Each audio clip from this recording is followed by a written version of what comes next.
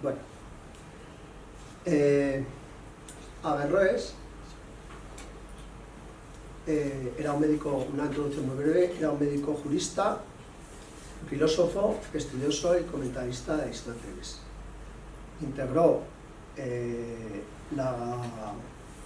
la filosofía aristotélica dentro del pensamiento islámico y sirvió como puente cultural filosófico entre Oriente y Occidente.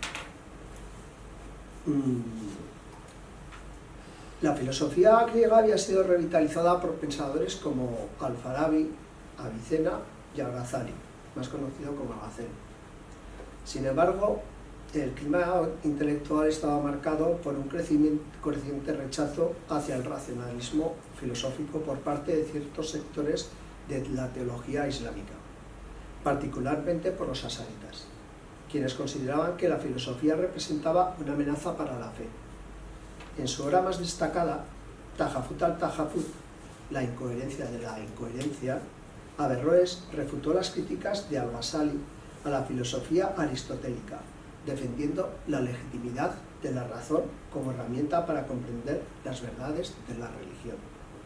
Averroes postuló que la filosofía y la religión no son incompatibles, sino que ambas buscan la verdad desde perspectivas diferentes. Según su principio de la doble verdad, las verdades de la filosofía, basadas en la razón, y las de la religión, basadas en la revelación, pueden coexistir y complementarse. Este enfoque no solo tuvo implicaciones teológicas, sino también epistémicas, al consolidar la idea de que el intelecto humano podía acceder a niveles de conocimiento independientes del dogma religioso.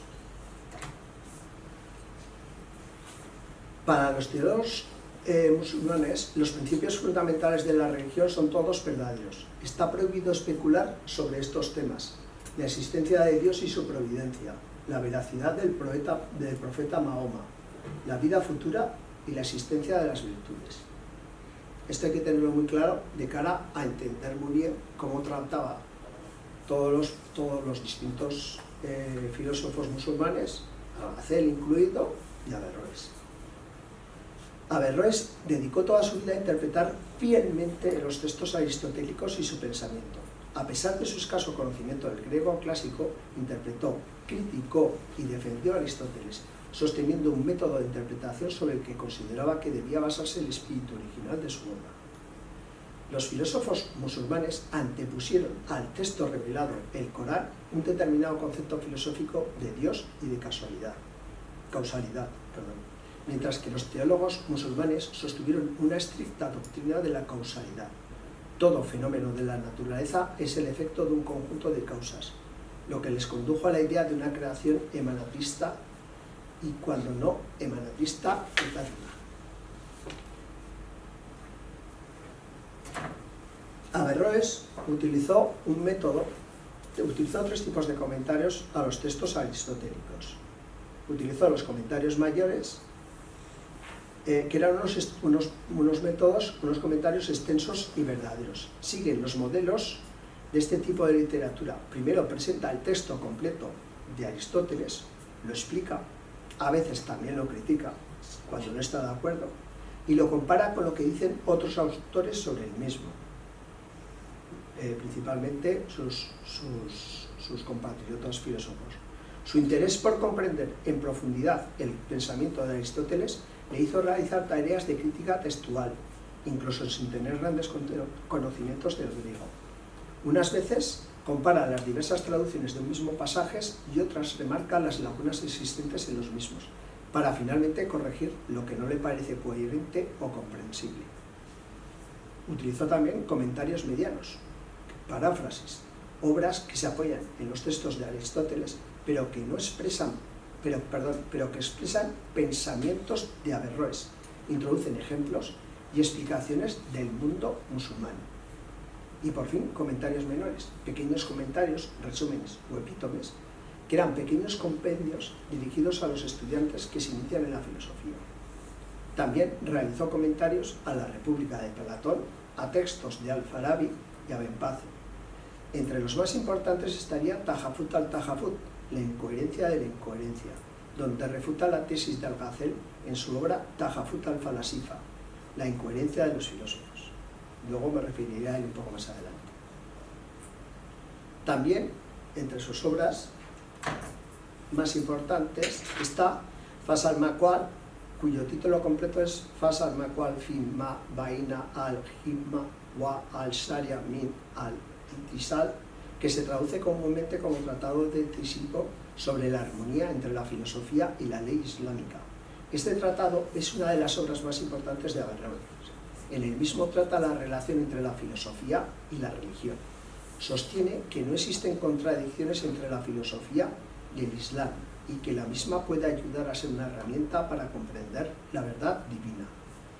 A la verdad se puede acceder de varias formas distintas, de dos formas distintas. Hay 4 puntos clave. Es la compatibilidad de la filosofía con la religión. El estudio de la filosofía es una obligación religiosa, pero además es compatible con el Islam. Dios dio al ser humano la capacidad de razonar y debe usarse para poder comprender sus enseñanzas. La interpretación alegórica. Los pasajes del Corán que contradicen los descubrimientos científicos deben interpretarse de manera alegórica. Los sabios y filósofos que están más capacitados para interpretar estos pasajes deben utilizar la razón para entenderlos y armonizarlos con la filosofía. También dice que hay 3 clases de personas y formas de entender la religión, dependiendo de su capacidad de entender la verdad. El pueblo o vulgo, que es la mayoría, que necesita una explicación literal. Aquí es donde se reserva el lenguaje religioso básico, que es accesible a todos. Los teólogos dialécticos, que usan la persuasión lógica, y los filósofos, que usan la razón y la demostración, reservado a los que tienen una formación y capacidad intelectual adecuados. Y luego estaría la defensa de la filosofía aristotélica, el método aristotélico como verdadero para alcanzar el conocimiento. La filosofía de Aristóteles no puede considerarse una amenaza para el Islam. Luego está el Kash o libro de la exposición de los caminos. Trata de la vía de acceso a Dios para el vulgo, para los sencillos, que es la vía de lo evidente. Lo evidente es que hay un solo Dios, Alá. Quien acepte su existencia serán verdaderos musulmanes. La certeza absoluta en cuestiones filosóficas solo la proporciona la demostración apodíptica de Aristóteles. La demostración apodíptica es la que busca establecer una verdad universal y necesaria. No depende de opiniones ni de circunstancias particulares, sino que es necesariamente verdadera. La verdad se aplica a todos los casos posibles sin excepciones. La demostración se basa en principios claros y utiliza razonamientos deductivos rigurosos. No requiere de pruebas empíricas para validarse, se basa en razonamiento puro. La crítica al Farabi a Avicena se basa en que conjugan 2 teorías para explicar el universo. La teoría aristotélica de la casualidad es una parte central de la filosofía de Aristóteles, donde analiza cómo y por qué ocurren las cosas en el mundo. Según Aristóteles, para entender completamente cualquier fenómeno o cosa es necesario identificar sus 4 causas.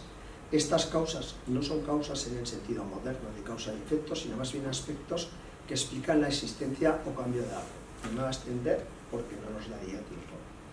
Y la teoría neoplatónica de la derivación emanatista. Averroes pensaba que Avicena había distorsionado las ideas de Aristóteles al mezclarlas con el neoplatonismo y ciertas ideas místicas como la teoría de la emanación y la jerarquía de las inteligencias. Aristóteles fue el primer pensador que afirmó la eternidad del mundo. Su concepto de creación es por emanación, aunque Avicena distinguió ambos términos. Se refería al mismo. Ambos parten de un Dios único, superior a todo lo demás. Nada ni nadie puede equiparársele. Es indivisible, indefinible, ininteligible. Es la unidad absoluta que no admite contrarios. Al-Farabi. Dios es uno. Ejerce su influencia a través de una jerarquía de inteligencias separadas que descienden hasta la esfera terrestre.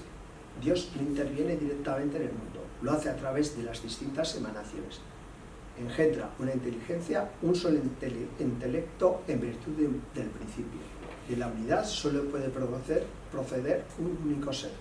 Esta primera inteligencia es intelectual, por tener capacidad de pensar. Es también creador, pero su efecto es múltiple. Posteriormente se repite el proceso, originándose las 9 esferas celestes, hasta llegar a la 10ª, la inteligencia de la luna, intelecto agente o dador de formas, el que gobierna el mundo sublunar. A partir de aquí se crean los seres que necesitan materia y sustrato, materia y forma, mineral, vegetal, animal, irracional y el hombre. Todos los cuerpos celestes tienen un alma o forma que puede tener entendimiento. Su énfasis está en la función cosmológica de Dios como causa primera, más que en la relación personal entre Dios y los seres humanos. Desarrolla una visión política de la religión.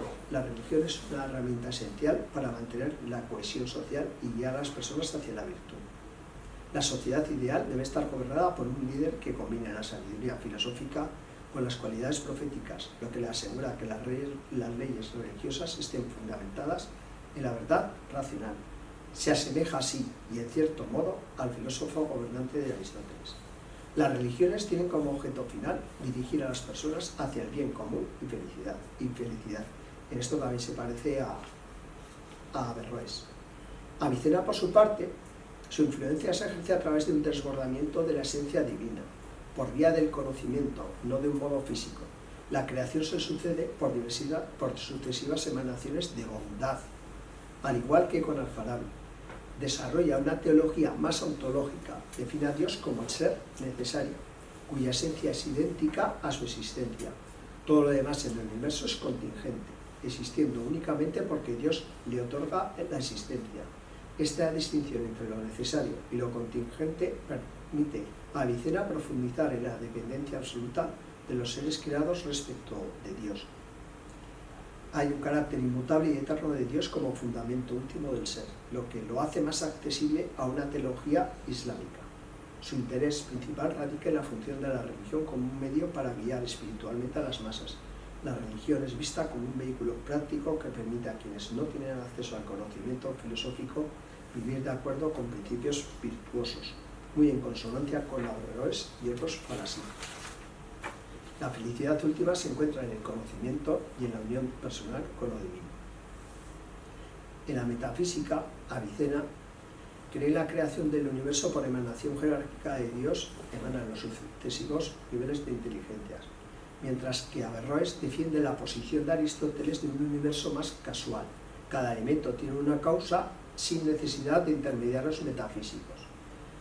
La psicología en el alma Avicena consideraba que el alma era inmortal y su existencia estaba separada del cuerpo, hay un dualismo. Averroes, sin embargo, sostenía que la unidad del alma y el cuerpo, ya que para Aristóteles el alma era la forma del cuerpo, hay un intelecto único.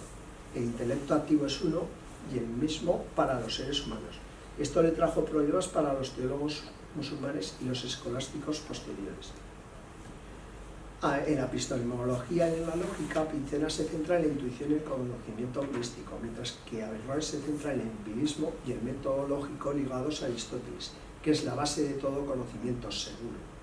Averroes depuró a Aristóteles de cualquier añadido que pudieron sumar otros filósofos. También Averroes defiende que la filosofía y la religión no son contradictorias, sino complementarias, argumentando que la religión islámica debe reinterpretarse a la luz de la razón aristotélica. La crítica de Al-Ghazali es la más importante. Al-Ghazali, o Al-Ghazali, como se llamaba en árabe, en musulmán, asumió completamente el principio fundamental de la doctrina sharí, según la cual en Dios coinciden exactamente los objetos a que alcanza su conocimiento, los objetos que quiere positivamente su voluntad y los objetos a que se extienden sus decretos eternos y su poder de ejecución temporal. Defendía, junto con los teólogos musulmanes, la eternidad de Dios y en la producción y temporalidad de las criaturas. Incluye a los mutakalimún, mutazalíes. Todo lo que sucede es porque Dios así lo quiere. Escribió el Tahafut al-Falasifa, la incoherencia de los filósofos, donde acusa a los filósofos, especialmente a Avicena y Al-Farabi, que sus ideas sobre la eternidad del mundo, la negación de la resurrección del cuerpo y la causalidad eran incompatibles con la fe islámica. Averroes le contesta en el Tahafut al-Tahafut, la incoherencia de la incoherencia, defiende a la filosofía como herramienta para interpretación de la verdad revelada. Le critica por malinterpretar a los filósofos y reducir sus ideas a meras herejías cuando realmente es un medio racional para alcanzar el conocimiento de Dios. Es una obra muy compleja, que además sirve para complementar el pensamiento de Averroes y donde, a pesar de defender a Avicena y a otros filósofos, no duda en criticar sus errores y en acusarlo de haber mezclado la filosofía de Aristóteles con las doctrinas religiosas. Es una obra que en inglés ocupa unas 700 páginas.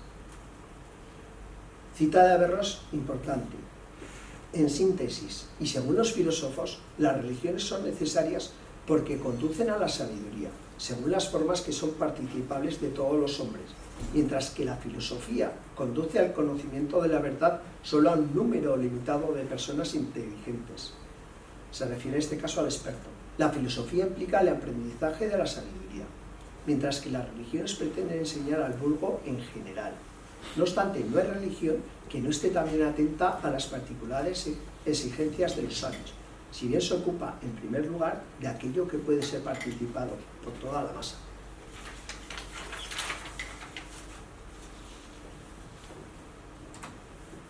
Interpretación filosófica de la religión. Averroes defendió la compatibilidad de la filosofía aristotélica y la religión islámica, como ya os lo he dicho.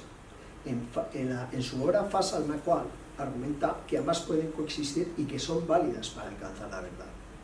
La fe está sujeta a creencias indemostrables. La filosofía procede de la demostración. Para Averroes, el fin de ambas es el mismo: conducir al ser humano al conocimiento de Dios y a la felicidad. Estas no pueden contradecirse, se complementan. La religión es la ciencia de Dios, la verdad revelada en las Escrituras, en el Corán.